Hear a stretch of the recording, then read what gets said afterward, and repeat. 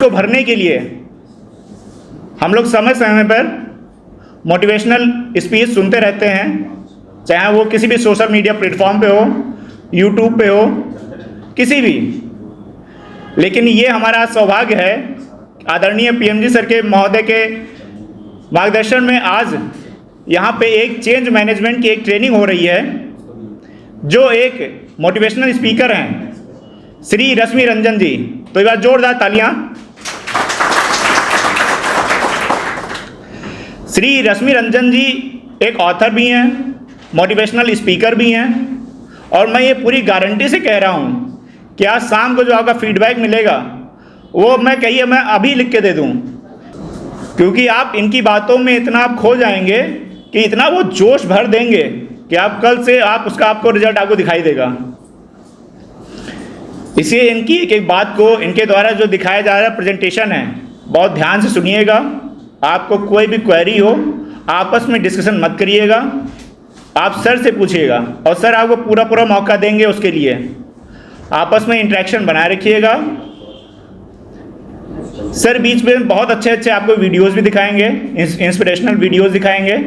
तो इन्हीं सब मोटिवेशनल स्पीच के साथ आगे मैं श्री रश्मि रंजन जी को माइक दूंगा, और आप अपना 1-to-1 इंटरेक्शन जल्दी से जल्दी ख़त्म करके, और मैं सर से कहूँगा, सर आज का जो चेंज मैनेजमेंट की जो ट्रेनिंग, जो वर्कशॉप है, जो आदरणीय पीएमजी सर के मार्गदर्शन में जो आयोजित की जा रही है, उससे आप लोग लाभान्वित हों।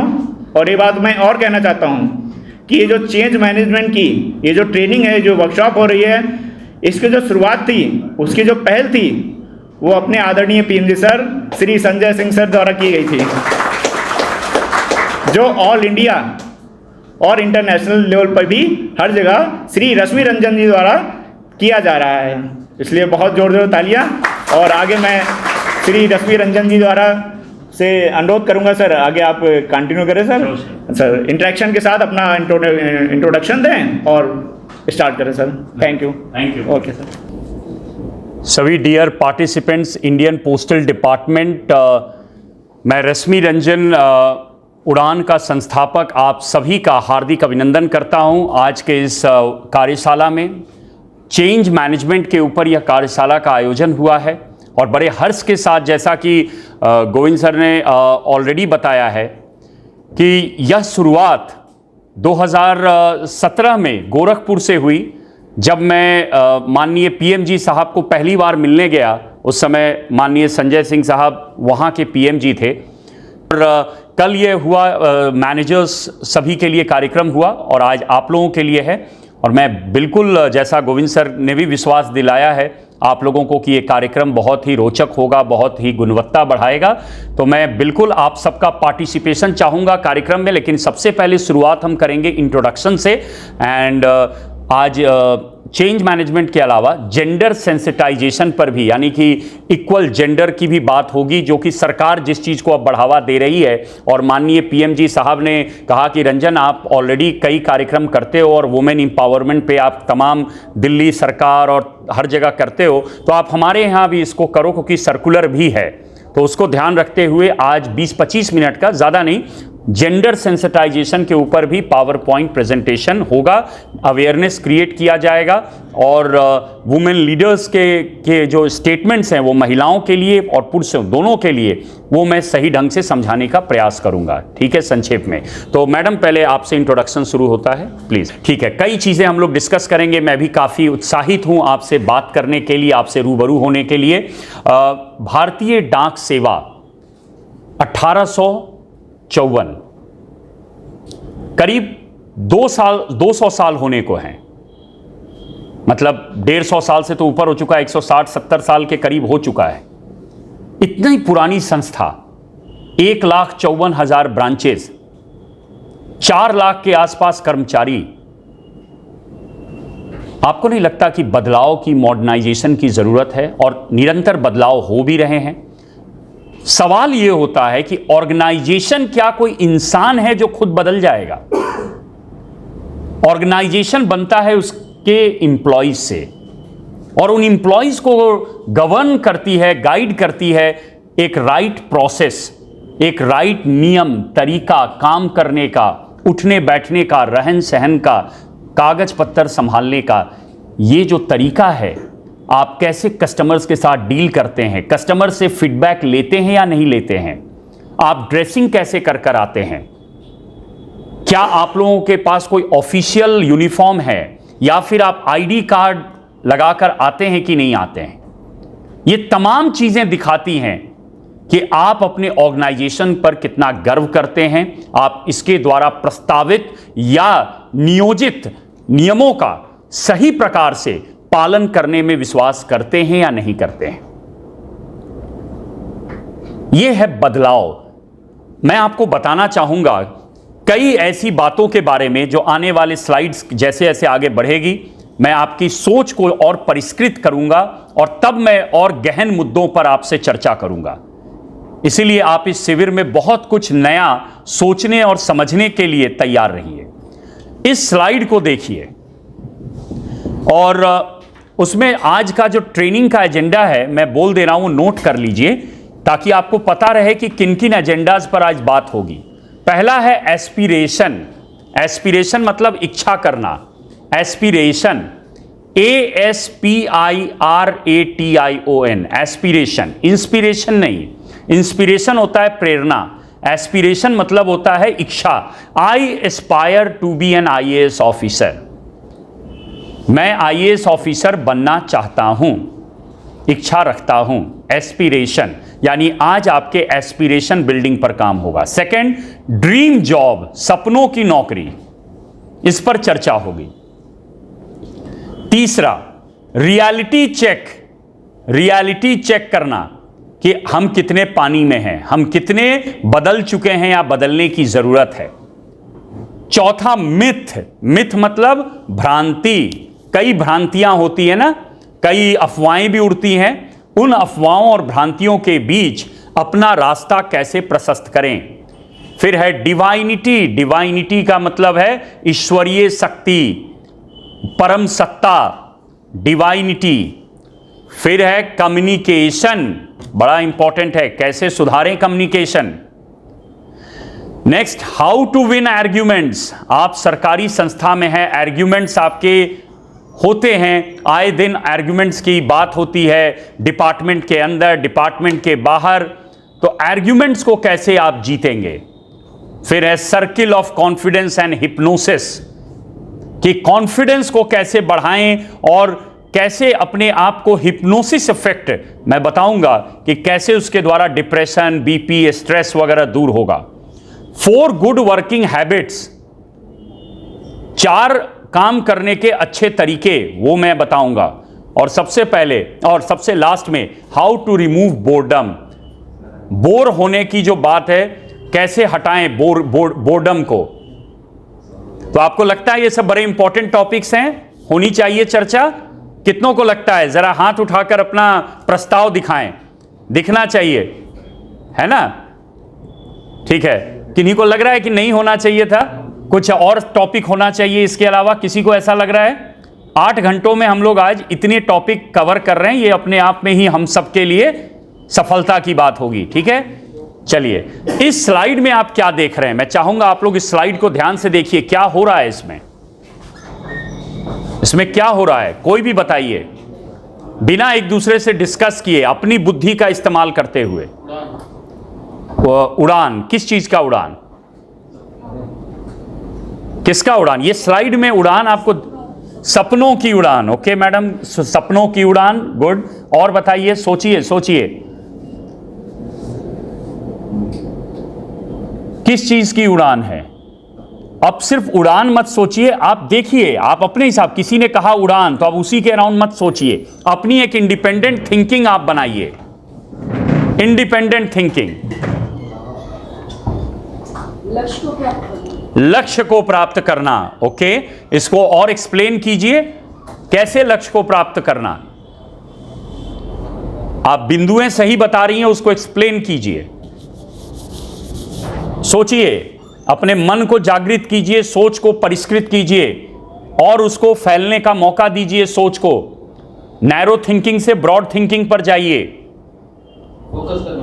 फोकस करना, ओके, इसको थोड़ा सा बताइए, एक्सप्लेन कीजिए कैसे फोकस। इस स्लाइड में आपको क्यों लग रहा है कि उड़ान है, फोकस करना है, लक्ष्य की प्राप्ति करना है, ये सब जो बिंदुएं आप बता रहे हैं उसको थोड़ा सा विस्तृत बताइए, उसका विश्लेषण कीजिए, मुझे आपकी सोच समझ में आनी चाहिए। निगेटिविटी को रिमूव करना और पॉजिटिविटी को, ओके, तो नेगेटिविटी को हटाना, मैडम ने कहा, कैसे हटाना, इस पर थोड़ा सोचिए। देखिए बिंदु आप लोग सब पॉइंटर्स बता रहे हैं, पॉइंटर के डिटेल में नहीं कोई जा रहा है। क्यों घबरा रहे हैं विश्लेषण करने से? अपनी बातों को लोगों तक पहुंचाना है तो उसका विश्लेषण कीजिए। Good communication. अब देखिए मैडम ने फिर एक कहा गुड कम्युनिकेशन, इसमें कम्युनिकेशन कहां से आपको दिख रहा है? मुझे तो नहीं समझ में। प्राप्त करेंगे गुड कम्युनिकेशन होगा कस्टमर से या नहीं, यहां दिख क्या रहा है पहले आप लोग ध्यान से देखिए, इसमें स्लाइड में क्या दिख रहा है आपको? कौन है स्लाइड में, क्या हो रहा है, पहले मुझे वो समझाइए। जब तक स्थिति को ना समझाने योग्य बनिए कभी भी किसी निष्कर्ष पर नहीं बताइए। मैं पहला आपको एडवाइस दे रहा हूं, कोई भी बातें उठ रही हैं वर्कशॉप में उसको नोट जरूर कर लीजिएगा, वो शायद कमियां हैं आप लोगों की। बिना सिचुएशन को एनालाइज किए कभी भी किसी बिंदु पर मत आइए। व्यक्तिगत में जितने भी नेगेटिव पॉइंट होते हैं उन सभी से छुटकारा पाकर उड़ान होता है। जैसा कि स्लाइड में दिख रहा है, वाइट एक दिख रहा है, उसके वो क्या दिख रहा है, वाइट क्या दिख रहा है? पिरामिड, एक मार्क है, उसके चारों साइड रेड है। रेड से स्पष्ट हो रहा है कि आप जो है बहुत सारे नेगेटिव से जुड़े हुए हैं, वो फिर हट रहा है। Very good. उसके बाद आप एक वाइट बन रहे हैं, उसके बाद आप उड़ान भर रहे हैं, आपके पीछे जितने भी नेगेटिव पॉइंट है वो हट रहे हैं। Very good. आपका नाम क्या हुआ? दिलीप, विक्की कुमार, गुड। विक्की जी के लिए भी तालियां, बहुत बढ़िया। देखिए मैं विश्लेषण की जो बात कर रहा हूं, जैसे मिस्टर विक्की ने अभी विश्लेषण किया, मैं इसी विश्लेषण की बात कर रहा हूं कि आपको एक्सप्लेनेटरी होने की जरूरत है। क्या होता है जब भी आप बोलेंगे वो अच्छा आदमी है, बहुत अच्छा काम कर रहे हैं, अच्छा काम क्या कर रहे हैं? क्या कबूतरों को दाना देते हैं? वो भी तो अच्छा काम है। क्या सुबह सुबह पानी भरकर रख देते हैं गायों के सामने? वो अच्छा काम है? नहीं सर, वो ऑफिस में अच्छा काम करते हैं। अच्छा, अब आप ऑफिस में क्या करते हैं? सुबह सुबह आके सबके डेस्क पर क्या कपड़े मारते हैं? क्या करते हैं अच्छा काम? एक्सप्लेन पहले आप किसी भी बात का। सर इसलिए मैं उनको अच्छा कह रहा हूं क्योंकि वो ना सुबह आते हैं तो सबसे पहले विश करते हैं, जितने भी लोग आते हैं सबको गुड मॉर्निंग, गुड आफ्टरनून, जो भी है सबको आने के बाद जिसको जिसका टाइम है उसको विश करते हैं। वो सबसे बहुत अच्छे से बातचीत करते हैं, सबकी समस्याओं को सुनते हैं। वो इसीलिए बहुत अच्छे मैनेजर हैं। वो कभी भी आप कुर्सी पर बैठ के आराम करते हुए नहीं पाए जाते हैं। अच्छा, इसीलिए अच्छे लीडर हैं। ओके, अब मुझे समझ में आया। तो सबसे बड़ी जो कमजोरी है गवर्नमेंट डिपार्टमेंट्स में जो मुझे दिखता है वो है एक्सप्लेनेशन नहीं देंगे। जब तक कि दबाव नहीं आएगा हमारे ऊपर, हम एक्सप्लेनेशन किसी को नहीं देंगे। भाई हमने इतना टफ एग्जाम क्लियर किया है, सरकारी बने हैं, कैसे एक्सप्लेनेशन दे दें? एक्सप्लेनेशन जो नहीं देता है, डाउट उसी के अराउंड होता है दुनिया में, याद रखिएगा। जो इंसान किसी को एक्सप्लेनेशन देने से घबराता है, हिचकिचाता है या ईगो में नहीं देना चाहता है, वही इंसान के दामन में दाग होने की संभावना रहती है। मैं अगर सिर्फ आपको स्लाइड दिखाऊं और कहूं देखो ये बहुत अच्छा स्लाइड है और बोल के नेक्स्ट पे चला जाऊं, कैसे अच्छा स्लाइड है ये, चर्चा ना करूं, क्या ज्ञान फैलेगा? क्या आपकी अंतरात्मा जागेगी? क्योंकि कई लोगों ने अभी जवाब दिया, किसी को कम्युनिकेशन लगा, किसी को कुछ लगा, किसी को अंधकार लगा। सबकी अपनी सोच है, पर उस सोच को जब तक आप आगे बढ़कर लोगों तक व्यक्त नहीं करेंगे, लोग आपकी सोच को कभी डिटेल में समझ ही नहीं पाएंगे। और हमेशा एक बात के दो पहलू होते हैं। कौन सा पहलू आप बताना चाह रहे थे, कौन सा पक्ष आप रखना चाह रहे थे, यह मुझे कैसे पता चलेगा? हो सकता है मैं आपकी बात को नेगेटिव भी ले लूं। इस चीज को आप लोग बदलिए, अभी से बदलने की कोशिश कीजिए। जैसे मिस्टर विकी ने थोड़ा विलंब से ही सही सोचा, अपनी सोच को थोड़ा समय लिया, पर जब बोला तो पूरे विश्लेषण में बोला।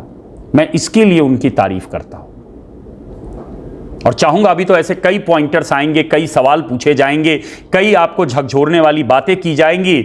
मैं चाहूंगा कि आप अपना पर्सनल ओपिनियन लॉजिक के साथ रखें।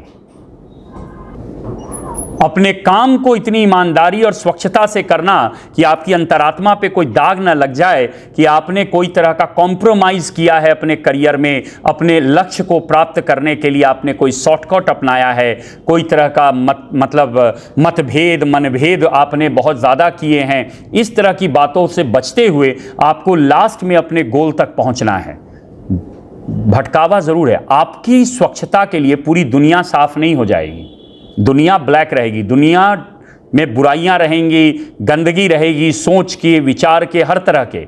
उसमें आपकी अंतरात्मा आपको सही दिशा निर्देश देते हुए लक्ष्य की प्राप्ति कराए, यही उड़ान का मकसद है, यही आपके अंतरात्मा की आवाज़ होनी चाहिए और यही आपको सही मायने में चेंज को एक्सेप्ट करने के लिए तैयार कराएगा, बदलाव को एक्सेप्ट करने के लिए तैयार कराएगा।